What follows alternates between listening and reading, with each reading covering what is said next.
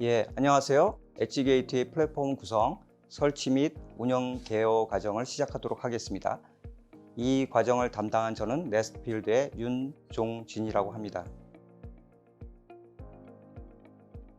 이 과정은 수요 기업에 솔루션을 설치 제공하는 공급 기업 엔지니어들을 대상으로 하는 기초 이론 과정입니다.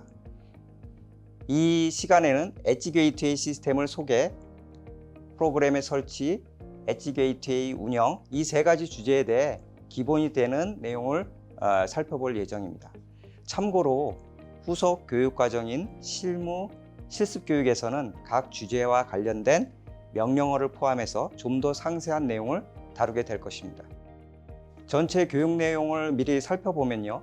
1장 엣지 게이트웨이 소개에서는 엣지 게이트웨이가 무엇인지, 내부 구성과 네트워크 구성은 어떤지, 그리고 필요한 하드웨어 사양은 어떤지 살펴볼 예정입니다.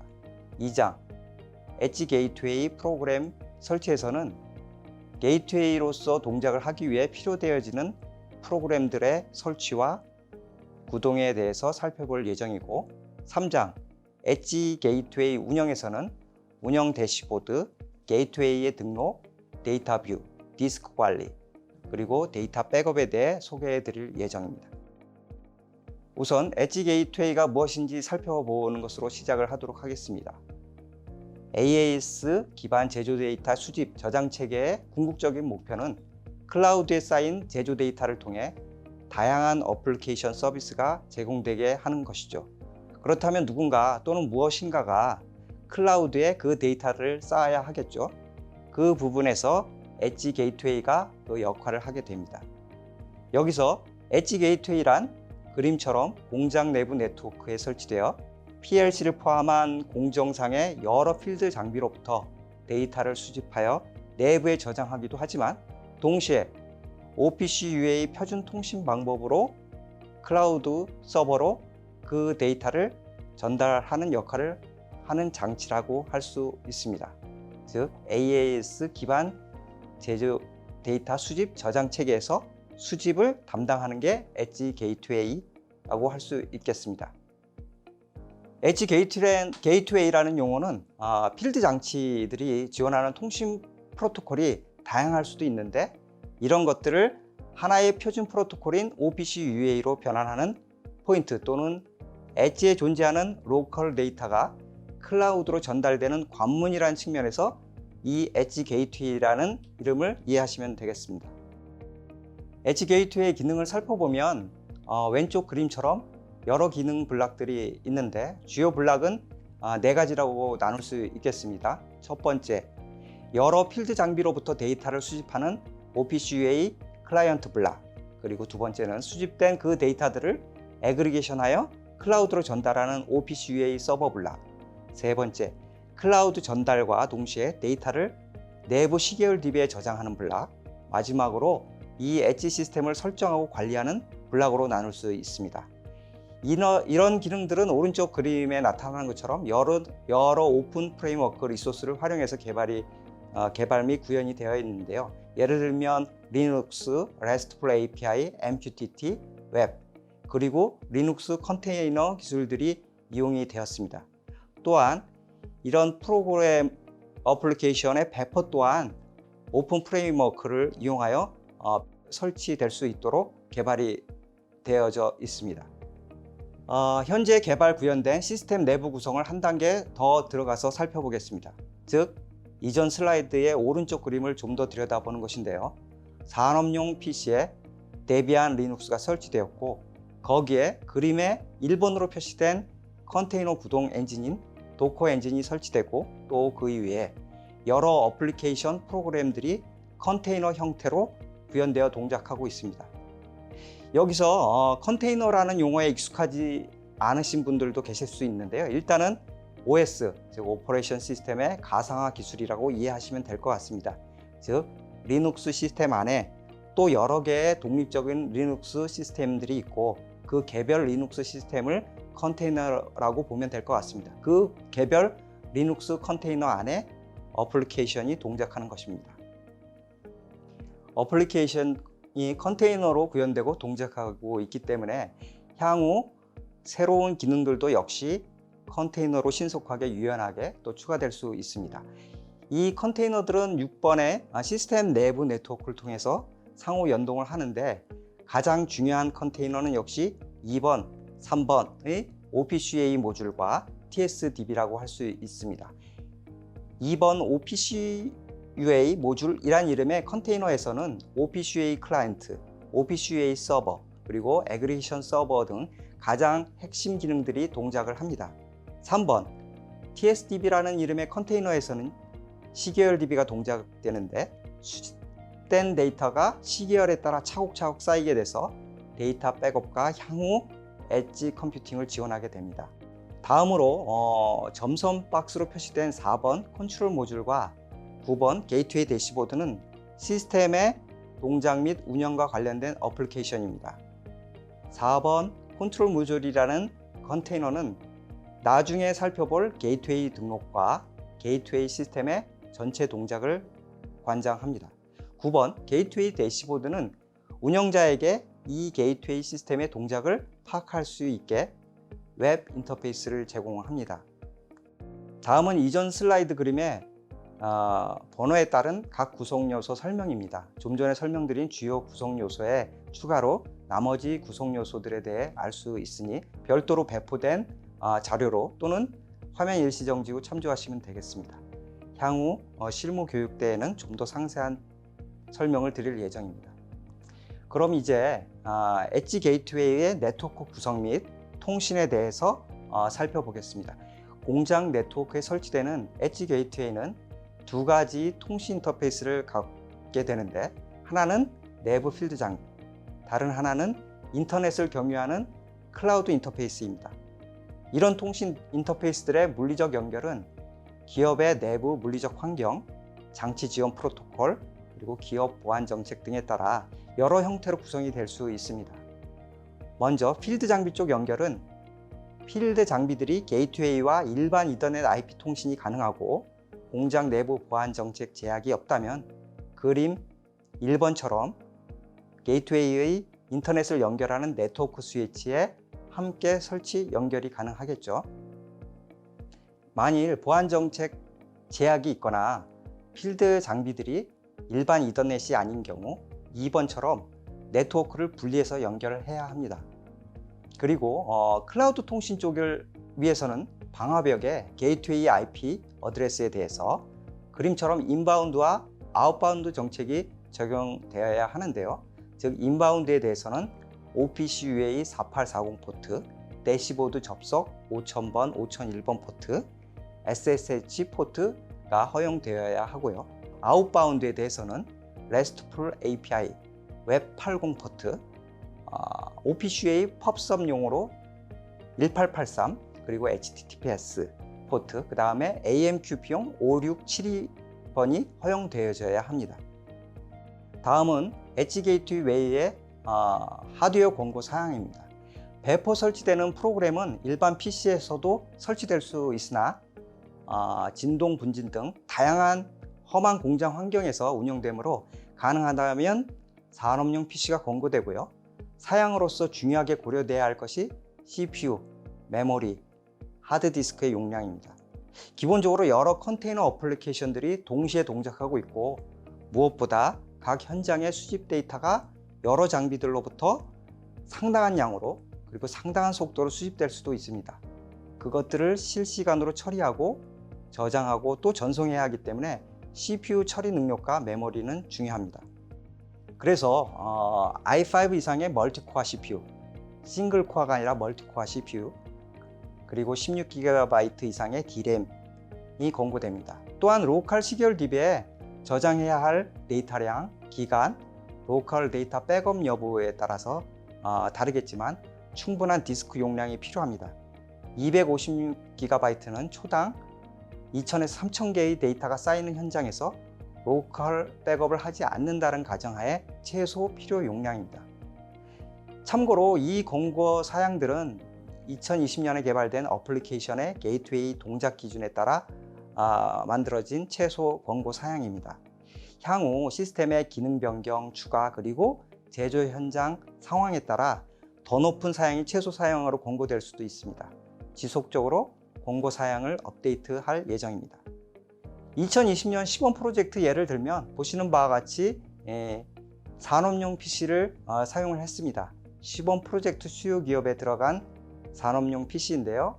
i7의 듀얼 코어, 그 다음에 16기가 메모리, 256GB의 SSD, 그리고 2개의 네트워크 포트를 가지고 있습니다. 이 하드웨어 시스템에 다음에 설명드릴 소프트웨어 어플리케이션들이 설치되어 있는 것이죠. 이제부터 엣지 게이트웨이에 설치될 프로그램에 대해 알아볼 차례입니다. 이 이론 과정은 설치 오버뷰만 소개할 예정이고요.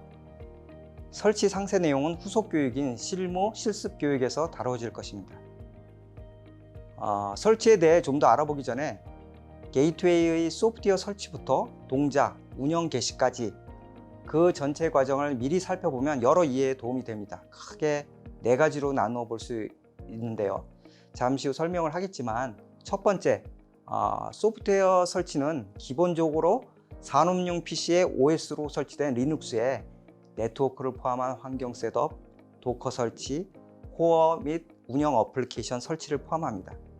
두 번째, 소프트웨어 설치가 완료가 되면 클라우드에, 즉 수요 기업의 클라우드 서버에 그 게이트웨이를 등록을 합니다.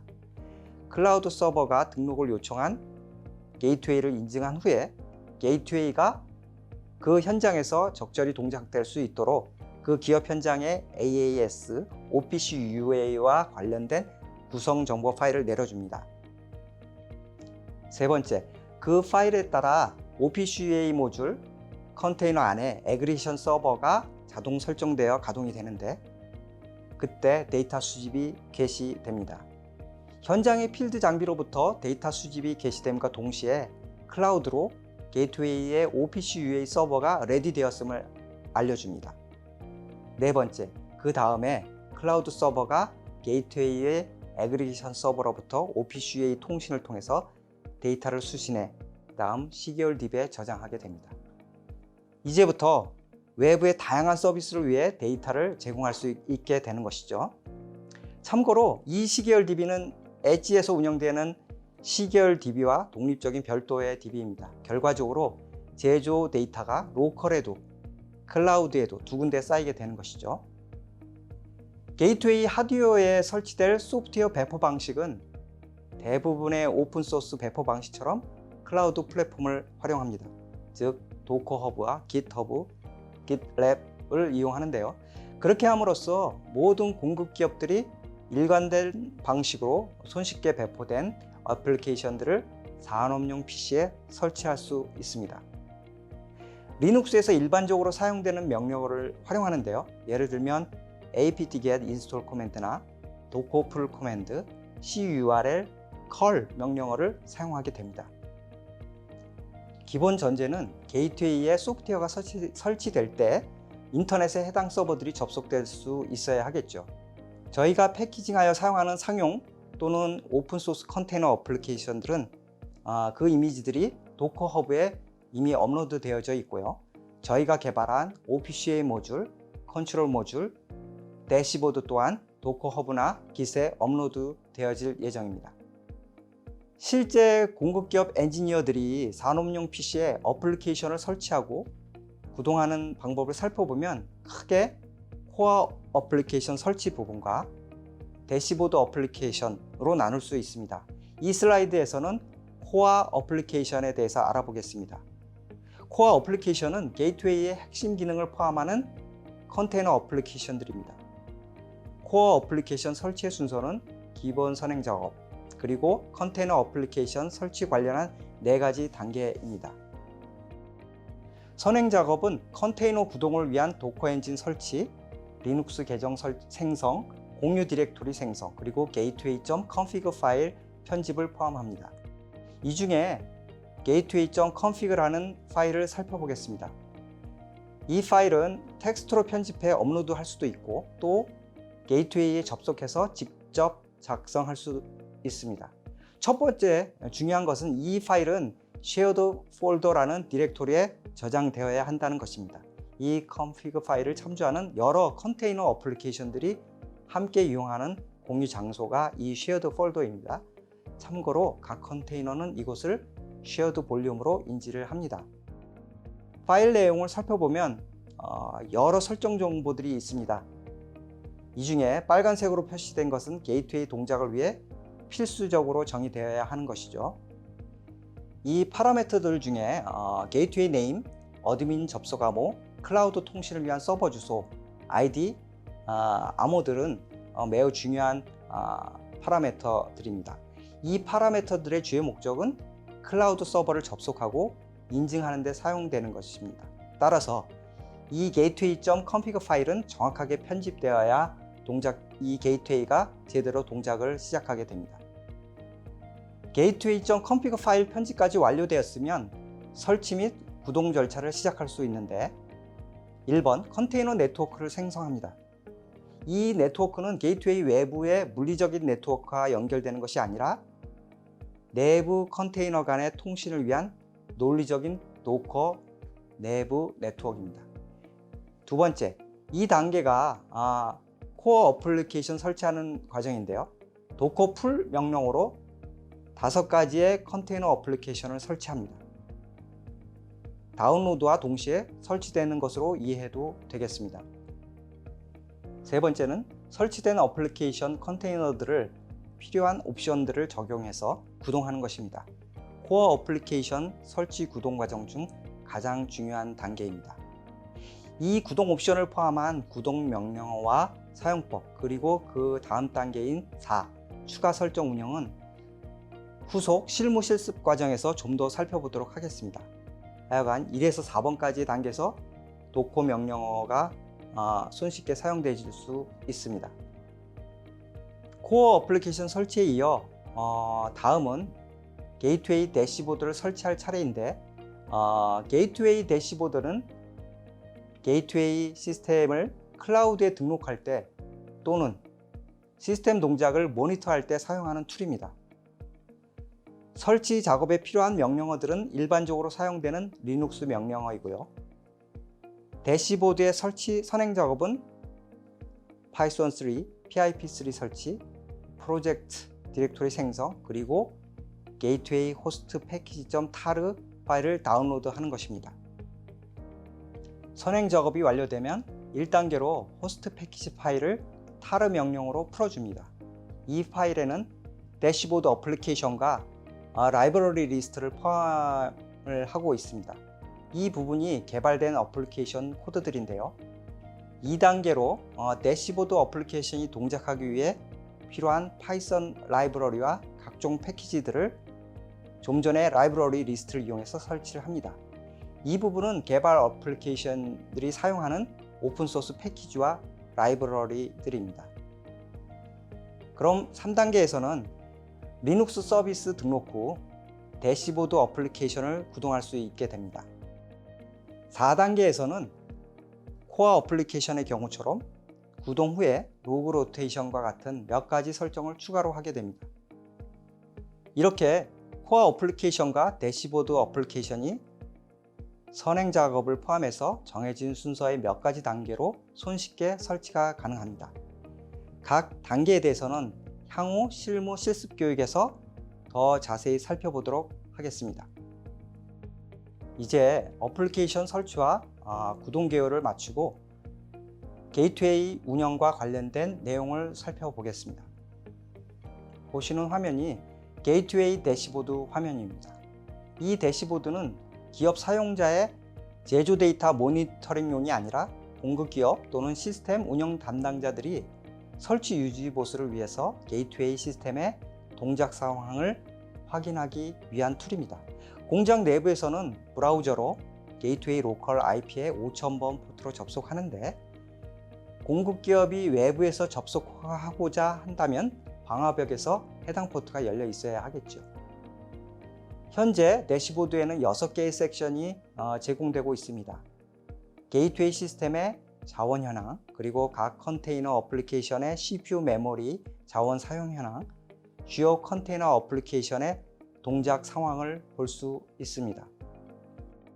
각 섹션 하나하나를 간단하게 살펴보도록 하겠습니다. 먼저 설명드릴 첫 번째 대시보드 섹션은 게이트웨이 시스템입니다. 게이트웨이 시스템 섹션은 첫 번째로 알 수 있는 것은 이 게이트웨이의 이름입니다. 이 게이트웨이 이름을 가지고 클라우드에 인증을 시도를 최초에 하게 됩니다. 두 번째, 이 게이트웨이 시스템이 처음 부팅해서 얼마 동안 살아 있었는지를 알 수 있습니다.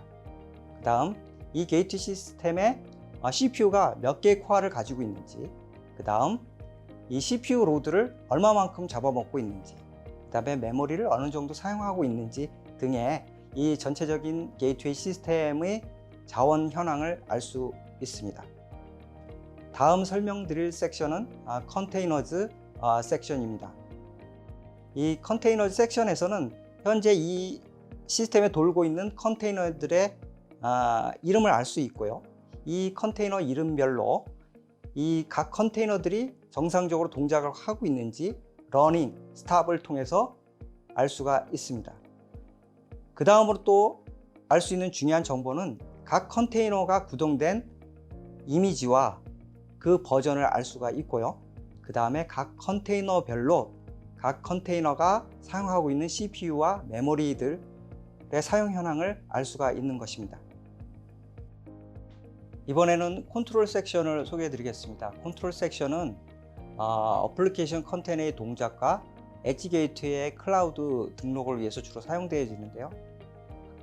여기서 구분되어져야 될 중요한 포인트는 처음에 어플리케이션 러닝이라고 표시되어 있습니다. 좀 전에 컨테이너즈 섹션에서 각 컨테이너별로 러닝이라고 표시가 되어 있었죠. 컨테이너가 정상적으로 동작하고 있다는 뜻인데, 여기 컨트롤에서는 그 컨테이너 안에 어플리케이션이 정상적으로 동작하고 있는지 여부를 나타내는 게 어플리케이션의 러닝입니다. 그 다음으로 알 수 있는 정보는 버전, 그 다음에 이 어플리케이션이 언제 스타트가 되었는지, 그 다음에 이 컨트롤 모듈이 컨트롤 모듈 컨테이너가 클라우드 커넥션을 하고 있는지, 그 다음에 컨피그 파일이 정상적으로 만들어져 있는지 등을 알 수가 있고요. 그 다음에 가장 중요한 거는 클라우드에 이 게이트웨이를 등록하는 등록 버튼과 클라우드 등록이 완료됐는지를 알려주는 클라우드 등록 필드입니다. 그 다음에 맨 밑에 리스타트 버튼이 있는데, 이 컨트롤 어플리케이션, 이 컨트롤 컨테이너를 리스타트 시킬 수 있습니다. 이번에는 애그리게이션 서버 섹션입니다. 좀 전에 컨트롤 섹션과 마찬가지로 애그리게이션 서버 섹션에서는 처음에 이 어플리케이션이 동작하고 있는지 안 하고 있는지를 알 수 있는 애플리케이션 러닝 필드가 있고요. 그 다음 버전, 그 다음에 역시 이 애그리게이션 서버 앱이 언제 스타트가 되었는지, 그 다음에 OPC-UA 커넥션을 정상적으로 하고 있는지 true, false로 알 수가 있습니다. 그 다음에 서버 레디가 되고 있는지, 그 다음에 필요한 파일들이 레디가 되었는지, 그 다음에 인증서를 생성하는 버튼과 인증서가 정상적으로 생성이 되어져 있는지를 알 수 있게 해줍니다. 다음은 시계열 DB 그리고 메시지 브로커 섹션입니다. 먼저 시계열 DB 섹션을 설명을 드리면, 시계열 DB는 필드 장비로부터 수집된 데이터가 차곡차곡 쌓이고 있는 태그 시계열 DB의 상황을 보여줍니다. 첫 번째 버전은 이 시계열 DB의 버전이 어떤 버전으로 동작하고 있는지를 알려주고요. 그 다음에는 그 데이터가 마지막으로 최근에 언제 데이터가 인서트가 되었는지를 알 수 있게 해주고, 지금까지 쌓여진 태그 데이터의 개수를 보여줍니다. 만일 시계열 DB가 정상적으로 지속적으로 운영되고 있다면 테이블 카운트와 레스트 인서트에 나타나는 카운트 숫자와 날짜, 시간이 지속적으로 업데이트가 돼야 되겠죠. 다음은 메시지 브로커입니다. 메시지 브로커는 운영자가 딱히 모니터링 하거나 제어를 할 이유는 사실 딱히 없고요. 이 메시지 브로커를 통해서 각 컨테이너들이 제조 데이터를 교환하거나 아니면 명령을 주고받게 됩니다. 여기서 중요한 거는 이 스테이터스가 러닝 상태를 유지해야 한다는 것이죠. 다음은 게이트웨이 클라우드 등록과 OPC-UA 통신 개시에 대해서 살펴보겠습니다. 모든 소프트웨어 프로그램 설치가 완료되고 컨테이너 어플리케이션들이 구동되면 대시보드 화면에서 게이트웨이를 클라우드 서버에 등록을 하게 되는데, 등록을 위해서는 이미 설명한 것처럼 사전 작업으로서 gateway.config 파일에 서버 주소, 게이트웨이 이름, ID, 등록키, 암호 정보 입력이 있어야 합니다. 이 파일은 터미널에서도 편집할 수도 있고 또는 별도 편집 후에 대시보드 컨트롤 섹션의 업로드 버튼을 이용해서 업로드할 수가 있습니다. 그리고 컨트롤 섹션의 등록 버튼으로 게이트웨이 클라우드 등록을 시작을 합니다. 등록 플로우를 살펴보면 1번 컨트롤 섹션의 등록 버튼을 누르면 게이트웨이는 컨피그 파일에 설정된 클라우드 서버 IP로 등록 요청 메시지를 등록키를 넣어서 전송을 하게 됩니다. 그러면 2번 서버는 게이트웨이 이름과 등록키로 등록 요청을 인증을 하고, 인증이 성공하면 3번 AES OPC UA 설정 파일들을 다운로드 하라는 명령을 내리고 게이트웨이는 그 파일들을 다운로드 합니다. 그럼 그림의 4번 그러면 게이트웨이의 애그리게이션 서버가 그 파일을 이용해 필드 장비 데이터 수집을 위한 OPC UA 클라이언트와 클라우드 전송을 위한 서버를 기동하고 필드 장비들로부터 데이터 수집을 개시를 하게 됩니다. 그리고 나서 5번 클라우드로 OPC UA 서버 레디가 되었다는 이벤트 메시지를 전송하게 됩니다. 그럼 마지막 6번으로 그러면 클라우드의 OPC UA 클라이언트에서 게이트웨이와 OPC UA 통신을 위한 준비가 완료된 것으로 볼 수 있습니다.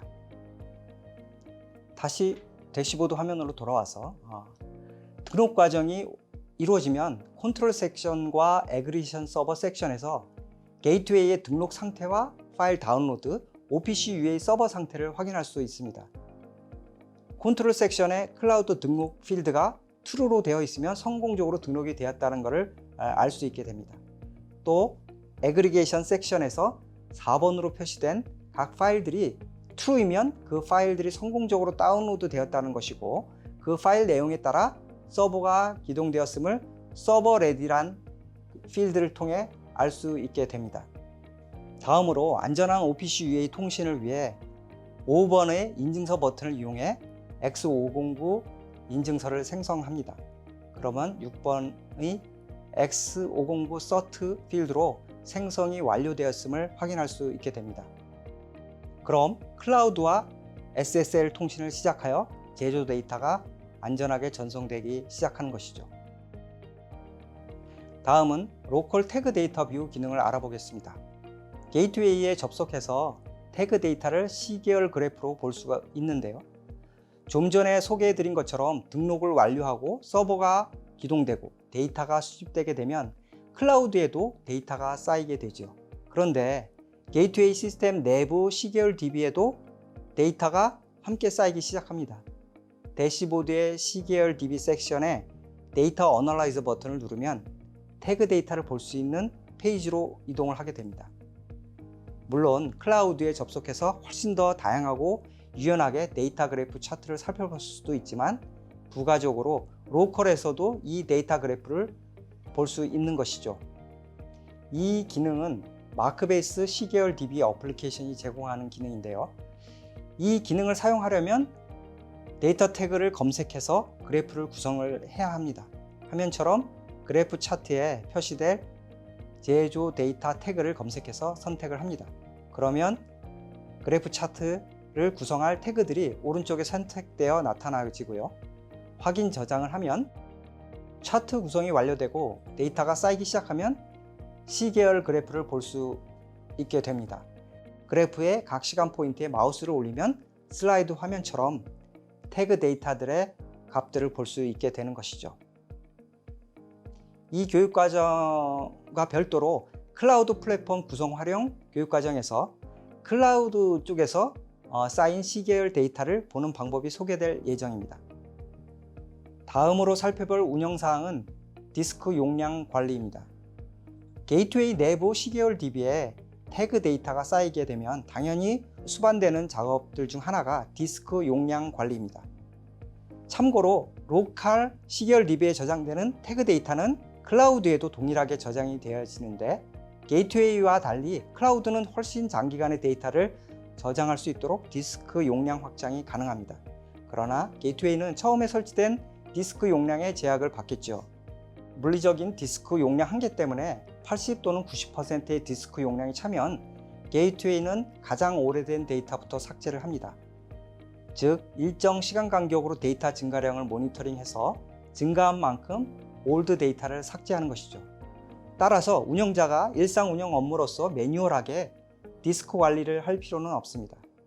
참고로 데이터의 증가는 각 제조 현장의 제조 데이터 종류와 샘플링 인터벌에 따라 다양합니다. 1초에 수천 개 수집될 수도 있고 100개 미만일 수도 있습니다. 따라서 제조 현장에 따라 설치된 디스크 용량이 채워지는 시기와 저장되는 데이터 기간이 다르겠죠. 다음은 시계열 DB 백업 및 리스토어입니다. 게이트웨이는 디스크 용량이 확보된다면 수집된 데이터 DB에 대해 자동적으로 백업을 수행합니다.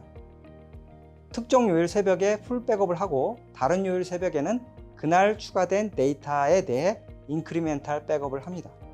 데이터의 수집량이 빠르고 많다면 제한된 사이즈의 단일 디스크에 DB 백업도 하면서 장기간의 데이터를 보유하는 데는 한계와 어려움이 생깁니다. 그래서 처음부터 큰 디스크 용량을 확보하던가 아니면 외장 하드를 설치해서 백업을 수행해야 합니다. 저희는 외장 하드를 설치하고 거기에 데이터를 백업하기를 권장합니다. 리스토어는 데이터 복구를 해야 할 정도의 컨테이너 어플리케이션의 장애가 발생하거나 또는 DB 어플리케이션의 버전 업그레이드를 해야 될 경우 수행되어지는데요. 컨테이너 이미지와 백업 데이터로 시계열 DB 어플리케이션 컨테이너를 안전하고 손쉽게 다시 기동할 수 있습니다. 이 방법은 실무 실습 교육 과정에서 살펴볼 예정입니다. 지금까지 엣지 게이트웨이 플랫폼 구성, 설치 및 운영과 관련하여 살펴보았는데요. 다시 간단하게 요약하고 그 과정을 마치도록 하겠습니다. 첫 번째로 엣지 게이트웨이란 공장 현장 내부 네트워크에 설치되어 PLC, 로봇 등 다양한 필드 장치로부터 제조 데이터를 수집하여 클라우드 서버로 전달하는 장치입니다. 그 표준 통신은 OPC UA 프로토콜을 사용합니다. 두 번째로 엣지 게이트웨이 구조 측면에서 게이트웨이 내부에서 동작하는 어플리케이션들은 리눅스 컨테이너에 기반해 동작하며 가장 중요한 컨테이너는 애그리게이션 서버가 동작하는 OPC UA 모듈 컨테이너와 시계열 DB가 운영되는 TSDB 컨테이너입니다. 세 번째, 하드웨어의 경우 멀티코어 CPU, 최소 16GB 디램, 최소 256GB의 하드디스크 자원을 가진 산업용 PC가 공고됩니다. 소프트웨어 설치는 코어 어플리케이션과 대시보드 어플리케이션 설치, 그리고 그 동작에 필요한 라이브러리 패키지들이 있으며 오픈 플랫폼을 통해 배포되고 리눅스 코맨드를 활용해 설치됩니다. 네 번째, 어플리케이션 설치와 기동이 완료되면 게이트웨이를 클라우드 서버에 등록하는데 먼저 gateway.config 파일에 파라미터 편집이 정확히 이루어져야 합니다. 다섯 번째, 엣지 게이트웨이는 자동으로 디스크 용량을 관리하고 용량이 확보된다면 정기적으로 자동 백업을 지원합니다. 본 과정이 엣지 게이트웨이 시스템에 대한 기본적인 이해에 도움이 되었길 바라며 다음 실무 실습 과정에서 좀 더 상세한 내용을 제공할 예정입니다. 이제 과정을 마치도록 하겠습니다. 지금까지 경청해 주셔서 감사합니다.